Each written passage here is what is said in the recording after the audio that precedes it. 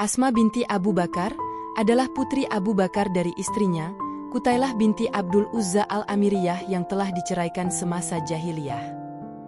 Ia lebih tua 10 tahun dari adiknya Aisyah radhiyallahu anha, salah satu dari ummahatul mukminin.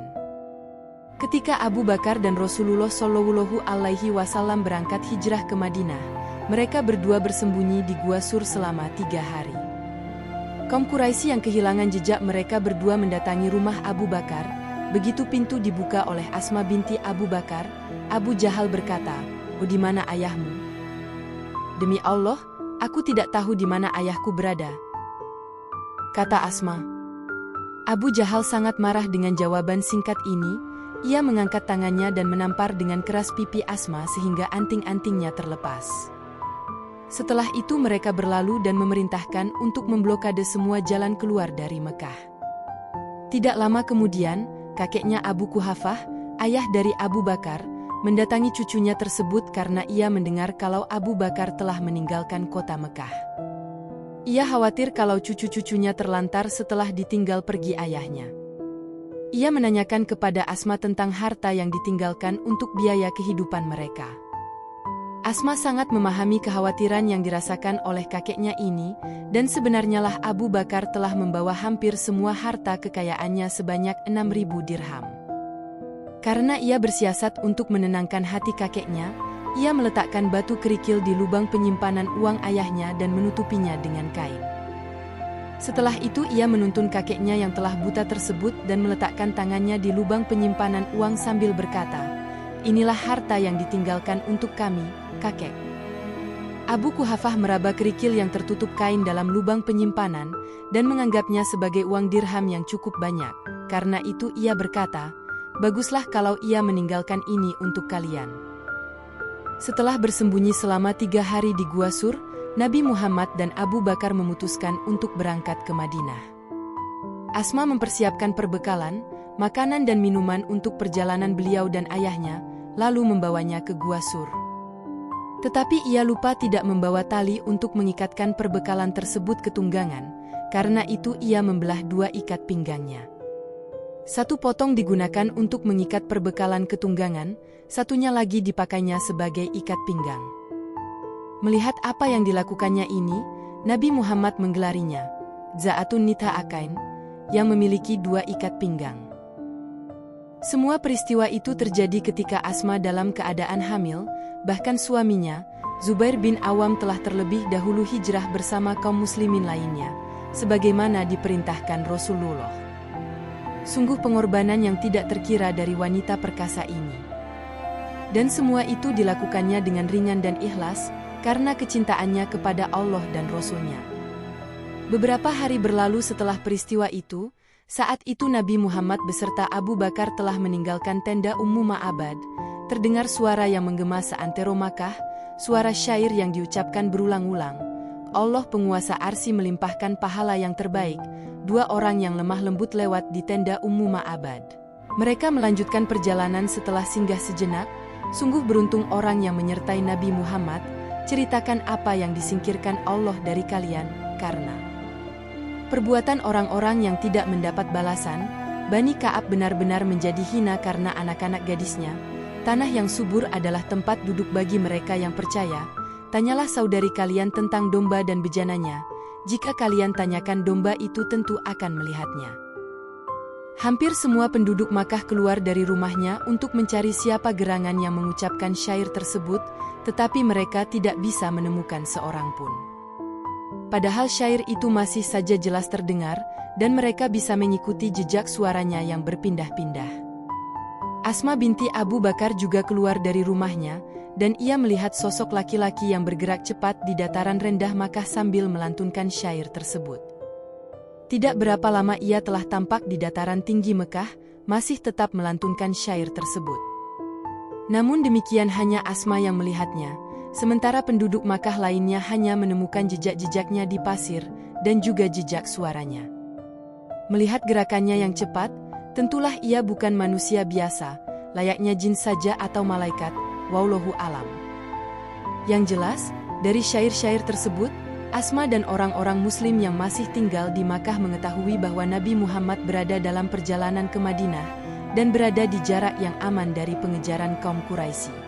Beberapa hari berlalu, setelah suasana kota menjadi tenang kembali karena hijrahnya Nabi Muhammad dan Abu Bakar, Asma dan saudara-saudaranya menyusul hijrah ke Madinah beserta beberapa orang Muslim yang masih tertinggal. Setelah beberapa hari tinggal di Madinah, ia melahirkan seorang bayi laki-laki yang diberi nama Abdullah. Kaum muslimin, baik dari kalangan Ansyar ataupun Muhajirin menyambut gembira kelahiran Abdullah bin Zubair seakan memperoleh durian runtuh. Mereka mengeluh-elukannya bahkan membawanya keliling kota Madinah melewati kampung-kampung orang Yahudi. Apa sebabnya begitu heboh penyambutan kelahiran bayi Asma ini? Orang-orang Yahudi di Madinah ternyata tidak senang dengan kehadiran Nabi Muhammad dan kaum Muhajirin di sana. Mereka mengatakan bahwa dukun-dukun Yahudi telah menyihir orang-orang Muslim tersebut sehingga mereka semua akan mandul.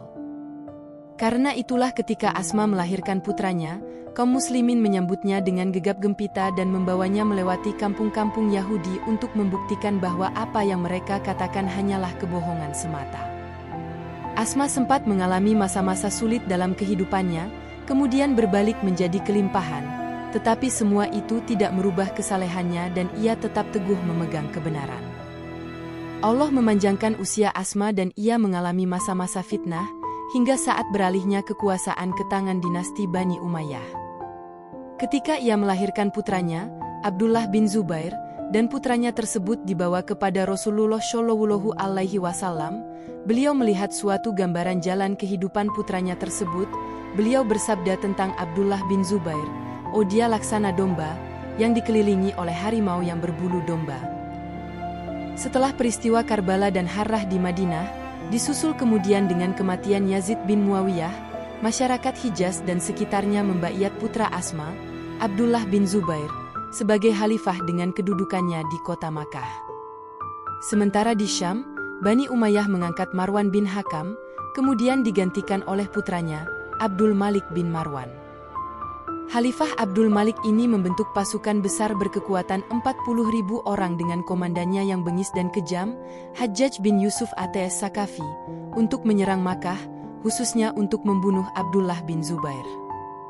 Pasukan Syam ini melakukan pengepungan kota Mekah selama berbulan-bulan sambil menyerangnya dengan manjanik, katapel besar dengan peluru batu-batuan dan terkadang berapi, sehingga sebagian Masjidil Haram dan Ka'bah mengalami kerusakan. Akibat pengepungan ini, sebagian besar anggota pasukan Ibnu Zubair menyerah atau membelot ke pasukan Hajjaj karena kekurangan makanan dan kelaparan.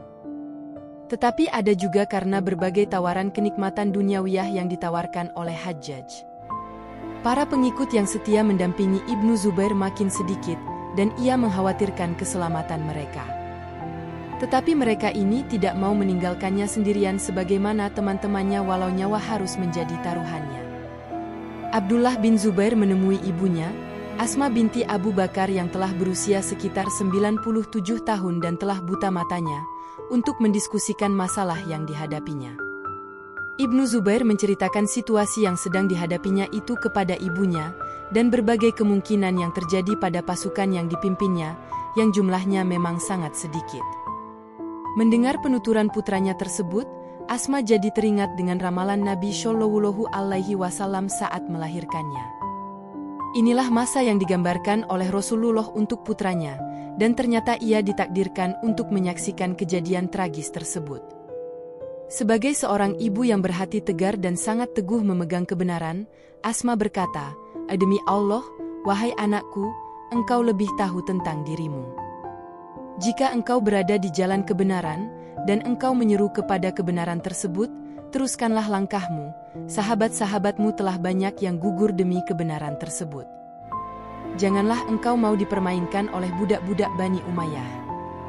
Tetapi jika sebaliknya, engkau hanya menginginkan dunia, engkau adalah seburuk-buruknya orang yang mencelakakan dirimu sendiri dan juga orang-orang yang berjihad bersamamu."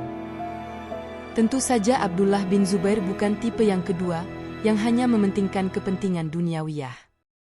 Ketika ia menyatakan kekhawatirannya bahwa Hajjaj akan menyalib dan menyayat-nyayat tubuhnya setelah kematiannya, dengan tegas ibu yang perkasa ini berkata, "Wahai anakku, Sesungguhnya kambing itu sama sekali tidak merasakan sakitnya dikuliti setelah ia disembelih. Teruskanlah langkahmu, dan mintalah pertolongan kepada Allah Subhanahu wa Ta'ala. Abdullah bin Zubair menjadi lega, karena sesungguhnya yang dikhawatirkan adalah perasaan ibunya. Sesaat kemudian Asma berkata lagi kepada putranya, "Aku memohon kepada Allah, semoga ketabahan hatiku ini menjadi kebaikan bagimu, baik engkau yang mendahului aku menghadap Allah, atau aku yang mendahuluimu."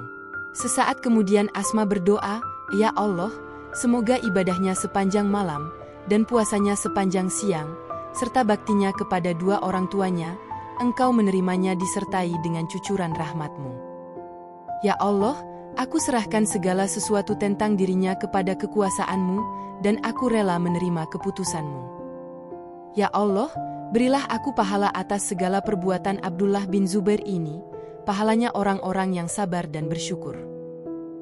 Dengan ucapan dan doa yang dipanjatkan ibunya ini, langkah dan hati Ibnu Zubair terasa lepas, tidak ada lagi ganjalan apapun pada dirinya untuk memperoleh kesyahidan yang didambakannya. Mereka berpelukan, dan demi diketahuinya bahwa anaknya masih memakai baju besi, Asma memerintahkan untuk melepaskannya, sambil berkata, "Apa-apaan ini Abdullah? Orang yang memakai ini, hanyalah mereka yang tidak menginginkan apa yang sebenarnya engkau inginkan." Ibnu Zubair pun melepaskan baju besi yang dipakaiannya. Setelah mengucapkan salam perpisahan dengan ibunya, ia bersama sisa pasukannya yang tidak seberapa terjun menghadapi pasukan Hajjaj. Dan seperti telah diperkirakan, mereka menemui syahidnya di tanah haram Mekah, dan Hajjaj menyalib serta menyayat tubuhnya. Asma dengan tegar berdiri di tempat penyaliban putranya, sambil terus mendoakan ampunan bagi dirinya.